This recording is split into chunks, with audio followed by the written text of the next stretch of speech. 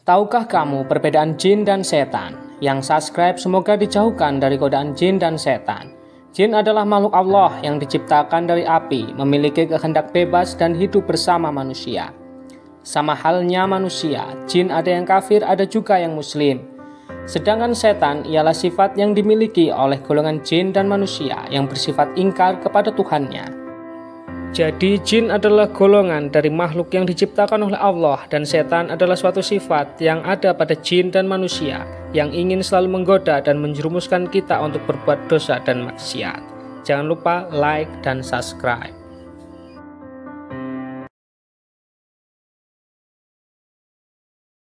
Tahukah kalian, apakah perbedaan iblis dan juga setan dalam ajaran agama Islam? Sebelumnya, bagi yang sudah subscribe, semoga ketiban duit segepok. Setan adalah nama sifat yang digunakan untuk menyebut semua makhluk yang membangkang, baik manusia maupun jin. Setan juga dapat menjadi sebutan bagi bangsa jin atau manusia yang bersifat durhaka, dan setan juga tidak memiliki bentuk atau asal muasal. Tetapi, setan dapat berubah-ubah bentuk menjadi apapun yang ia inginkan. Sedangkan iblis adalah nama khusus yang merujuk pada salah satu jin bernama Azazil. Iblis adalah makhluk Allah dari golongan jin yang durhaka. Iblis tidak mau diperintahkan untuk bersujud kepada Adam yang merupakan manusia pertama yang diciptakan oleh Allah. Iblis pun mendapat sanksi dari Allah dengan dicampakkan dari surga dan menjadi musuh bagi seluruh makhluk. Jadi, bisa dikatakan, setan adalah sebutan umum untuk semua makhluk yang membangkang, sedangkan iblis adalah nama khusus untuk salah satu jin yang durhaka. Tahukah kalian siapakah Raja Iblis dari kalangan jin dan manusia? Dia adalah Azazil. Sebelum diciptakannya Nabi Adam, Azazil pernah menjadi imam para malaikat dan bendaharawan surga, selama beberapa puluh ribu tahun sebelum membangkang kepada Allah. Dalam Al-Quran, Surah Al-Baqarah ayat 30, Allah berfirman kepada para malaikat bahwasanya Allah ingin menjadikan khalifah di muka bumi. Khalifah tersebut diketahui adalah manusia. Para malaikat yang awalnya menolak, namun karena Allah lebih mengetahui segala sesuatu dari hamba-hambanya, maka malaikat pun patuh dan bersedia untuk bersujud kepada Nabi Adam, kecuali Azazil. Ia enggan dan takabur, dan adalah dia termasuk golongan orang-orang yang kafir. Surah Al-Baqarah ayat 34. Karena kesombongannya inilah, Allah Subhanahu wa Ta'ala mengusir Azazil dari surga dan menjadikannya iblis sebagai penghuni neraka kelak. Berikut 9 nama iblis atau setan yang sering mengganggu manusia. 1. Wasnan, tugasnya meniupkan pasir, tepung ke mata manusia, untuk membuat manusia mudah mengantuk, terutama dalam kegiatan ibadah. 2. Walhan, tugasnya adalah untuk mengganggu manusia dalam urusan bersuci agar tidak sempurna. Walhan akan mengganggu manusia saat wudhu, mandi, dan aktivitas bersuci lainnya. 3. Saud, tugasnya adalah menggoda manusia untuk melakukan fitnah dan memodifikasi berita untuk kepentingan sendiri. 4. Dasim, iblis ini bertugas untuk merusak keharmonisan rumah tangga manusia, sehingga berlaku kasar dan gampang emosi. Tahukah kalian, inilah 6 tempat favorit jin di tubuh manusia. Dalam sebuah riwayat disebutkan bahwa jin dapat menyusup dalam tubuh manusia melalui aliran darah. Aliran darah tersebut akan mengalir hingga ke otak manusia, memudahkan jin menjerumuskan manusia pada kemaksiatan. Berikut 6 bagian tubuh manusia yang menjadi tempat kesukaan jin. Pertama, lubang mulut. Jin menyukai lubang mulut manusia dan berusaha masuk saat manusia menguap, maka kita dianjurkan menutup mulut saat menguap. Kedua, bawah kuku. Tempat kesukaan jin yang kedua adalah di bawah kuku manusia. Oleh karena itu, kita dianjurkan untuk memotong kuku agar jin tidak dapat mengikat manusia melalui kuku-kuku panjang. Ketiga, lubang hidung. Saat manusia tertidur, jin juga bisa menginap di batang hidung manusia. Keempat, lubang telinga. Jin dapat masuk melalui lubang telinga manusia. Kelima, lubang pusar. Lubang pusar manusia menjadi tempat kesukaan jin. Keenam, lubang kemaluan. Jin juga suka berada di lubang kemaluan manusia. Jenis jin berdasarkan tugasnya. Yang subscribe semoga dijauhkan dari jin. Jenis jin yang berada di sekitar manusia begitu beragam dan memiliki tugas masing-masing untuk mengganggu manusia agar melanggar perintah Allah Subhanahu wa Ta'ala. Beberapa di antaranya. 1. Jin wasnan. Jin ini ditugaskan untuk membuat manusia mengantuk saat ibadah.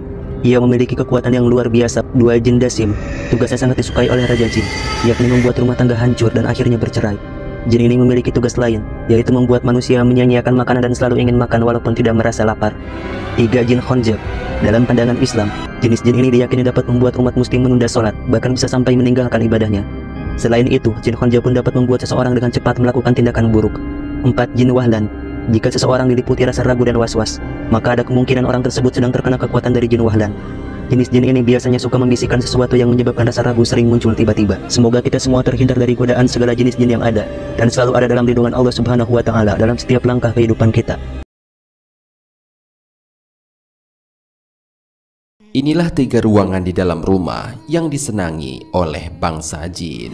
Ada beberapa ruangan di dalam rumah yang menjadi tempat bagi para jin dan sangat disukai oleh bangsa jin. Ruangan-ruangan itu adalah: pertama, kamar mandi atau toilet. Toilet adalah salah satu tempat di muka bumi yang disukai oleh jin. Karena itu, kita selalu dianjurkan untuk membaca doa, Allahumma inni a'udzubika minal hubusi wal khobais. Ya Allah, aku memohon perlindunganmu dari gangguan jin pria dan jin wanita.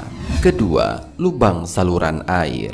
Dalam sebuah hadis dijelaskan, janganlah seseorang di antara kalian kencing di lubang. Mereka bertanya kepada Qatadah, mengapa tidak boleh kencing di lubang? Qatadah menjawab, Rasulullah mengatakan, karena lubang itu adalah tempat tinggalnya golongan jin. Hadis riwayat Abu Daud, Nasai dan Ahmad.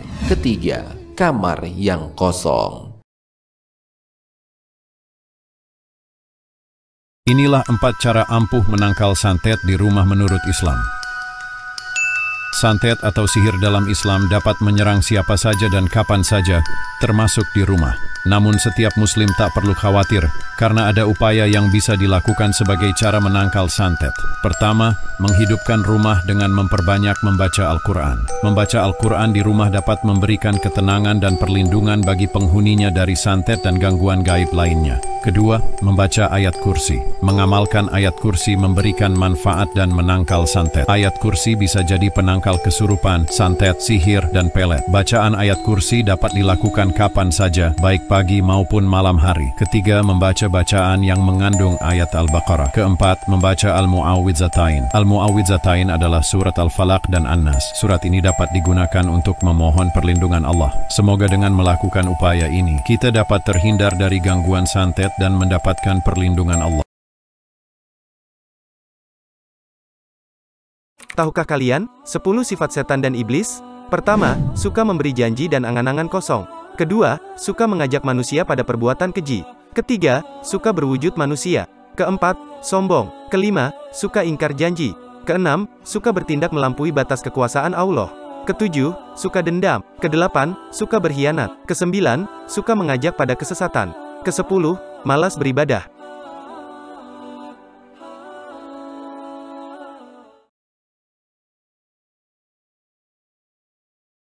Inilah 7 nama prajurit iblis beserta tugas-tugasnya. Ke-1, Al-Sauth. Tugasnya meracuni sebuah berita dengan penuh dusta atau hoaks. Kedua, Al-Shabru. Tugasnya memancing rasa galau atau tidak sabaran dengan keadaan saat ujian hidup menimpa manusia. Ketiga, Al-Dasim. Tugasnya adalah menghancurkan keharmonisan rumah tangga pasangan suami istri. Keempat, Al-Awwar. Tugasnya mengajak manusia meningkatkan nafsunya untuk melakukan hubungan seks bebas. Kelima, Al-Zalanbur. Tugasnya membuat para pedagang di pasar rentan melakukan penipuan atau kecurangan dalam transaksi. Keenam, Al-Walhan. Tugasnya mengganggu urusan manusia saat bersuci, contohnya saat hendak berwudu, mandi atau aktivitas bersuci lainnya. Dan yang terakhir dialah Al-Khanzab. Tugasnya secara khusus mengganggu ibadah manusia. Keturunan Nabi Adam akan dibuat malas sholat oleh dia. Sejatinya, masih banyak lagi nama iblis dan tugasnya yang membawa misi besar penyesatan manusia. I know you told your friend you're not okay.